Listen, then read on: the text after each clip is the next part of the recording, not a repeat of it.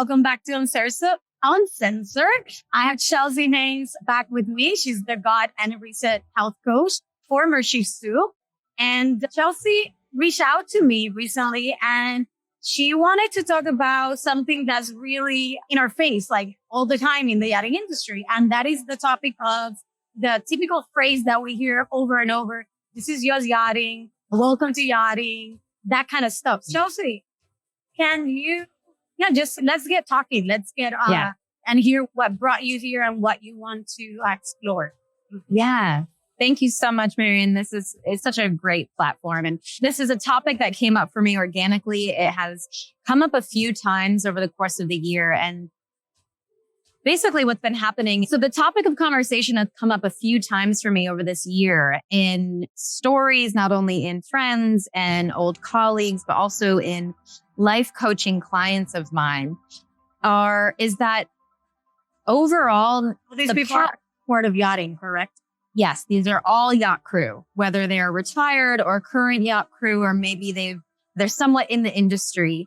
They're really being taken advantage of this year. And it's interesting because I think it's something like you said, Marian, that the conversation has come up a lot in the past.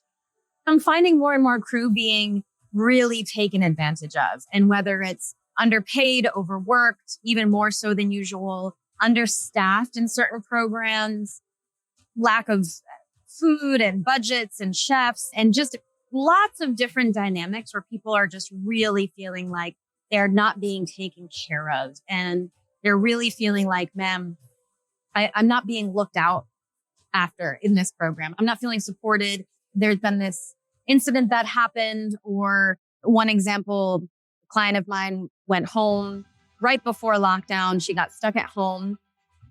The boat chose to pay her through that time. Now they're asking her to pay them back and asked her to receive less salary over the next few months in order to pay them back that time that she was home without any conversation about it. So just really interesting, weird things that are happening. And the common thread that I'm seeing through all of these different circumstances and stories is that, oh, this is just yachting.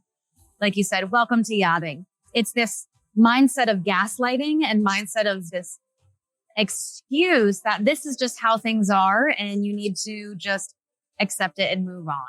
And it really got me worked up recently because it's been like a few circumstances now where it's like, this is not okay.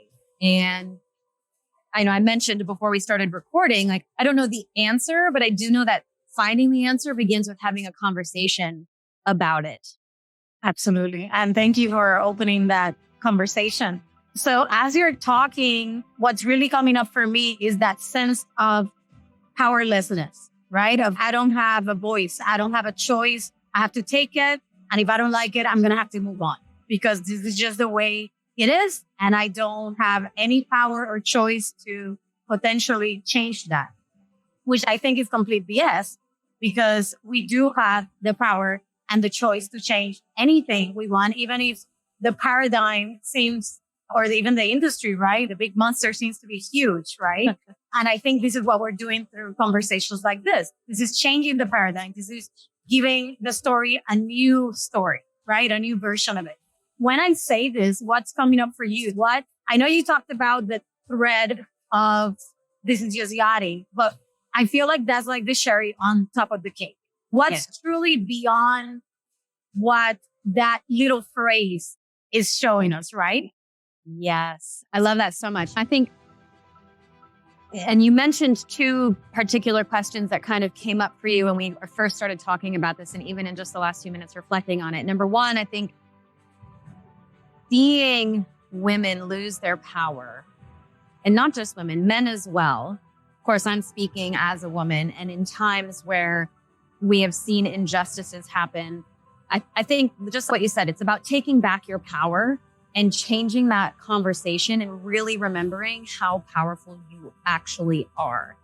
And I think the reason why it's getting me fired up, because of course I'm retired from the industry now. So reflecting back on my time in the industry, number one, it's obviously showing me instances that are in my mind that maybe I haven't healed from yet, where I felt powerless to speak up.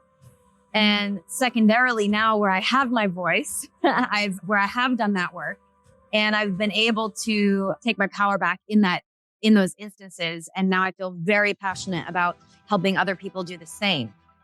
And in this specific example I just mentioned in regards to the salary and one of my clients, who I'll keep anonymous, of course, she said to me, Chelsea, if this had happened a year ago, prior to us working together, I know for a fact I would have just rolled over. I would have taken $1,000 less salary per month, just what the captain suggested, and worked that debt off that I supposedly owed them for the time that I was home, which none of that was discussed. That was like a loan, quote unquote, even beforehand. She said, but because over the last year, I've done the work to find my own worthiness, I know, and I can see it, how wrong this actually is.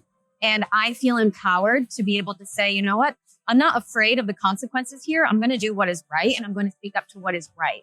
And I think that is really what sort of, like you said, it was like the cherry on top of the cake, where it was like, wow, for the first time, I'm really seeing this play out in real life, where a woman has done the work to find her power and is only then able to speak up for what she feels as right, and is not allowing that overarching paradigm of this is just yachting, you better just deal with this, to be an excuse for her. Yeah, I think it really is. That's what it is, just an excuse that we continue to feed from in order to not step into our real power, into speaking our voice, into walking our truth. Absolutely. I agree with you. And I think that 2020, that is what this whole year has been about. And yachting is just one of those industry where you can truly see the reflection of the collective in such a potent way. And if you look back at everything that has happened in 2020, everything has to do with empowering yourself, about speaking your truth, about saying no more. Like, this enough is enough. Like, we need to speak the truth. I think that this is really a great topic that you're bringing up, because the time has come. Yeah. To change that story. It's really about feeling victimized by it all and making an excuse for it as the victim, or truly saying, no, I am no longer a victim of my circumstances, and I am going to speak up. Just like what you said, I'm going to speak up for what's right. I'm going to bring this incident to the attention of the people that need to hear what's going on. And I'm not just going to stop at that. I'm really going to continue on that journey. And I heard something early in lockdown, and it was along the lines of 2020 is basically bringing all of our shadows to the surface. Anything that we're feeling during this year, it's not new. None of it is new. It is all old wounds. It is now, the light has been shed right on it. It's like the spotlight turned to all those pieces of yourself that you are not feeling like exposing. And guess what, honey? They're exposed. Like, all of our private areas that we try to keep ourselves private, like, 2020 is bringing it all to the surface. If there are pieces of you that are unhealed, this is a really beautiful opportunity, like you said, to start changing that story and to feel empowered in your voice. And I think really allowing ourselves to shift away from even ourselves using that excuse of this is just yachting. And it does bring to a broader topic of conversation that you mentioned right before we started recording. And that was, this industry is only for the thick-skinned, right? It's not meant for the softies. It's not meant for the empathetic people. It's not meant if you're too sensitive. And I grew up as someone who was always told, you're too sensitive. My whole life, you're too sensitive. Oh, you're just too sensitive. And I've learned through years of self-development and studies and doing the work, the self-reflective work, that this is actually a superpower of mine, and that sensitivity is actually an opportunity to really learn how to connect with other people and how to be vulnerable and feel empowered within that vulnerability, and to allow myself to get vulnerable in a way that is actually inspiring for other people.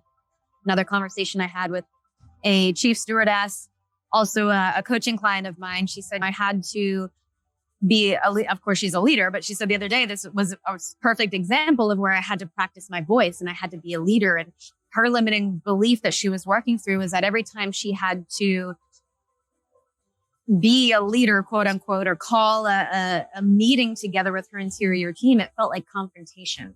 And she said, I'm so fearful and afraid of confrontation that whenever I tried to teach or be a chief stew and be that leader, my voice shakes and I feel like people aren't going to take me seriously. And I feel like if I'm vulnerable in my emotions, then it looks like I don't know what I'm doing.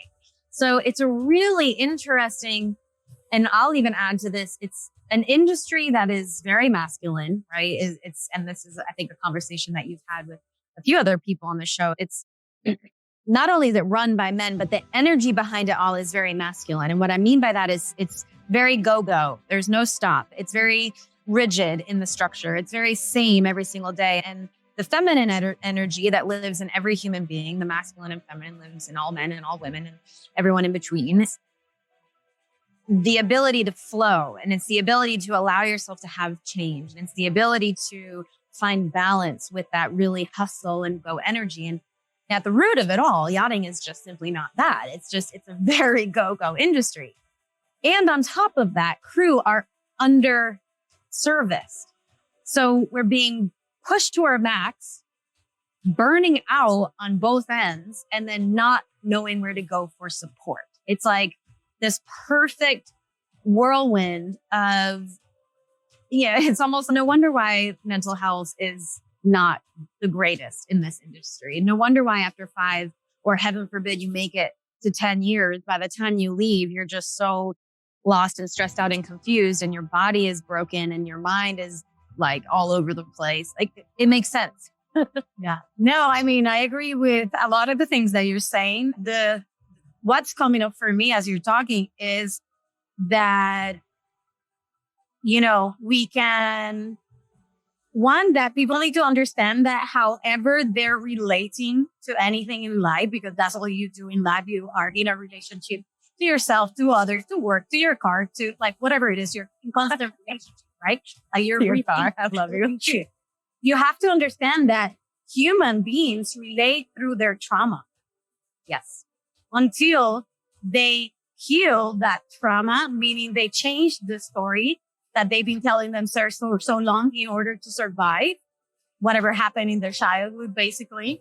And then they start relating differently. So you may not understand, like that girl you said, like, I find myself having a shaky voice and all this. And at some point in her life, obviously speaking her truth was not okay. And this is how she's relating, because she's in survival mode constantly. And this is how most, if not all, at least 90%, I would say, people, not just in yachting, just in life generally, this is how we're relating to each other. We're relating to fear constantly. That's what we're doing. It's like relating to survival techniques. And what I find is that 2020 and yachting in the industry, especially yachting, it can be a catalyst to really heal and empower yourself to in a place and in a way that you had no fucking clue it was possible. Because at least that was my story. And I can say that 14 years of yachting has only made me better. Yeah. Because it has allowed me to find myself.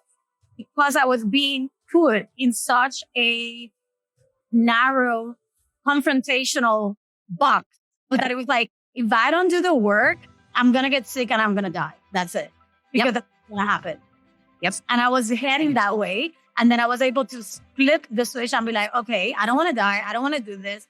What do I need to do in order to become better? And then I was able to come back to yachting with a complete different mindset, with a very different not limiting beliefs, but actually empowerment beliefs that allowed me to have a different yachting career. Yes. I'm not saying that things were not happening. I'm just saying that I was responding instead of reacting. And I was able to navigate the industry from a place of love and compassion versus fear, right? Which it was like the story that I was in and that many of us are. So I feel that this whole topic of is just yachting is just really giving us the opportunity to go inward, look within and say, okay, what's here for me? Why am I making this an excuse? That I have to take this because this is just the way it is. No, things are not just the way they are. Things are the way you want them to be. Period. Exactly. I feel so grateful that when I first got in the industry, I was almost 30 years old. I was post a divorce and I had been teaching yoga full time for a long time. And of course, one of the eightfold path of yoga, many people don't know this if you've never studied yoga, but the asana, the physical postures, is just one of an eightfold path journey. And one of the other limbs of yoga is the practice of self-reflection and self-discovery. And I agree with you 1000%, Marian.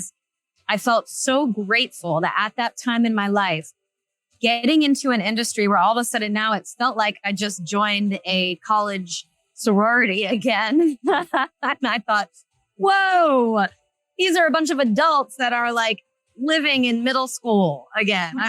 They're kids. They're not adults. They're children in big bodies with too much money and don't know what to do with all of the stress that all of that comes with.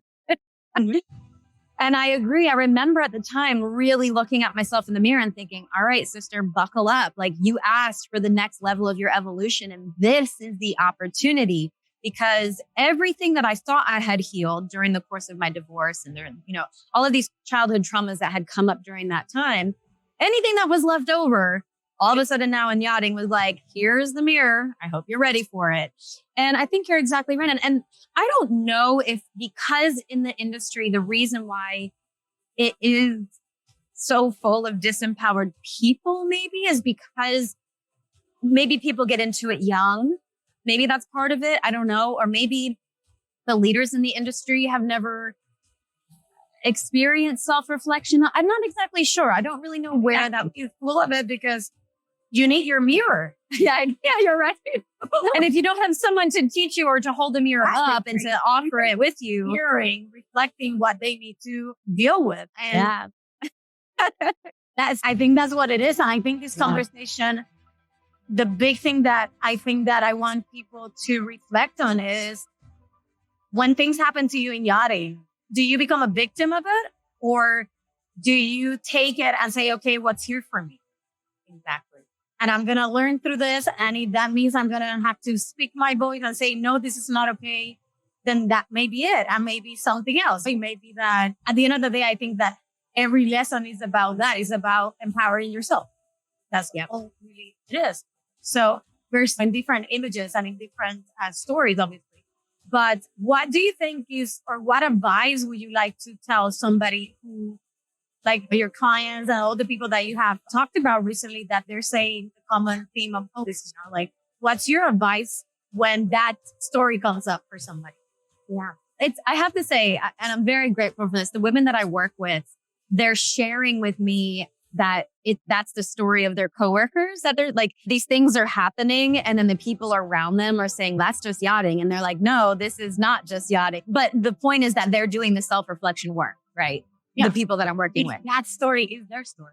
Yes, exactly. So if something has happened, and this goes for really any human being, I would say, if you've experienced something in your life, I have a lot of other friends who are not yacht crew, and they say, this year has been hard. Life just keeps getting harder.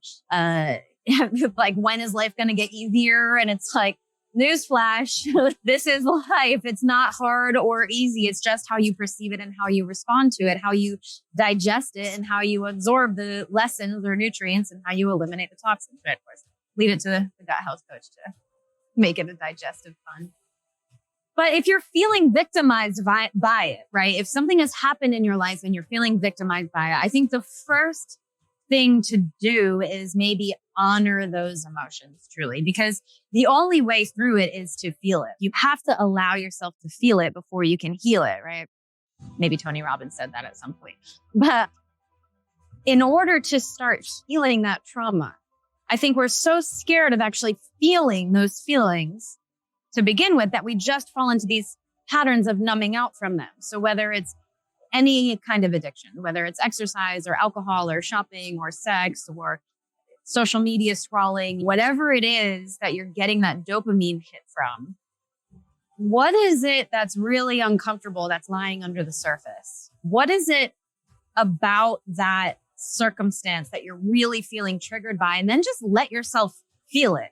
Now, that being said, don't let it linger for too long. And this is where, of course, my secondary advice will always say, please reach out for help. Please reach out for help. There are so many amazing resources. I know we'll probably post some here. There are agencies out there now that you can reach out to. Of course, there's amazing leaders in the industry that you can reach out to. Of course, Marianne, myself, I could list a whole bunch that have been on this show as well. And at least if we can't directly help, we can guide you in the right direction. But I think part of being human is remembering that we are energetic beings or spiritual beings, however you want to relate to that. We are energetic beings on a human path. So the human side of us has to be okay with that journey. And I think just allowing ourselves to feel sad is really an important piece to it all, because I think even on a self-development journey, it can be a habit for people to fall into, to say, oh, I'm healing though. I'm healing. So I can't be triggered today. Maybe that trigger really, maybe there's something else there, and that's okay. So being in it and allowing yourself to be in it, I think is really step one. And then step two is if you are not liking what you're feeling, then it's time to start shifting. Of course, some self-reflective questions are always really important. Where is this really stemming from? Or one question that I love to ask is, what are you risking by letting go of that story? So in this particular example, because sometimes that can feel a little bit like, what the hell are you talking about? I think you just like the tip of the iceberg. Because when you are, in order to give birth to a new story, you have to let go of something, to the old story. And that's a risk because you have been holding on to that so tight. Exactly. You feel like, oh my God, if I let go of this, it's going to hurt. Yeah. And I don't want to feel that hurt. I don't want to feel that. But just feel it, move it through, and then allow yourself to go into the other side where you really, really want to be. And I think, it's that steps to transforming those old wounds, right? Number one is for sure being radically honest. And this is where most people get hung up, is the first step, being radically honest. So if, for example, the excuse, and you making it pertinent to this, this is just yachting. That's just a bullshit excuse, limiting belief, right? It's an excuse so that you don't have to take responsibility for what is happening. Exactly. To you. Because maybe it's not happening to you, maybe it's happening for you, but you're not even able to see that yet. You're feeling victimized by it. What you are risking from letting go of that excuse or that story that this is just yachting is, I'm risking the fact that now maybe I'll have to take responsibility, and now I'll actually have to be seen and be heard. And maybe I'm afraid of being seen and being heard, because just like what you said earlier, Marianne, maybe at some point in my life when I was a child, being seen and heard was not okay. It was not safe, because when I did that, then I was X, Y, and Z, fill in the blank, whatever happened in your life, right? Step two is, of course, forgiveness. So after we're radically honest with ourselves, then we have to forgive. Most of the time, it's ourselves for holding on to that story for as long as we did. And then probably the other perpetrator in the situation, right? Whatever that may be. And even if that's the perpetrator in the immediate situation, and then also probably the perpetrator from your childhood where the real juicy stuff is coming from. Like, this is just a mirror to what's happened way back when, right? The first 7 years of our life. And then step three is gratitude, right? It's like, it amazes me. It amazes me how many people just want to complain to hear themselves talk. And I'm like, oh my gosh, wait a minute. Let's just bring it all back. First and foremost, what's happening is super shitty, for sure. But let's be honest right now. You have a job. Let's turn it into gratitude. Let's be grateful for what's actually happening. And I like that you're bringing this up, because people need to understand whatever you zoom into, expand. Yeah, what you appreciate appreciates, right? And what you don't, then it deappreciates. Yeah, out of sight, out of mind. Talking about how you're not getting paid enough, or you are not having enough breaks, or whatever. But then you're too afraid to ask for it, right? I'm not getting paid enough, but I'm too afraid to ask for a raise. Like, exactly. All this stuff. If you're just continuously focusing on that, what do you think is going to happen? More of it's going to come up, because that's what you're asking for. If you, like Chelsea said, just shift and say, okay, this is all shit. What's good? Yeah. Listen, Exactly. something good.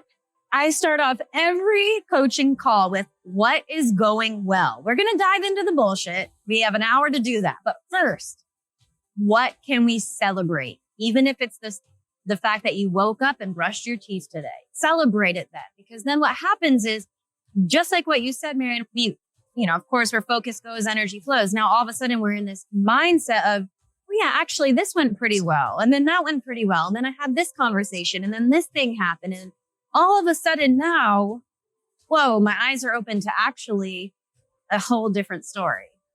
Now I can go back to that other story that I was feeling heavy about with maybe a more curious mindset rather than judgmental, or maybe a more creative mindset rather than stuck. Exactly. I agree.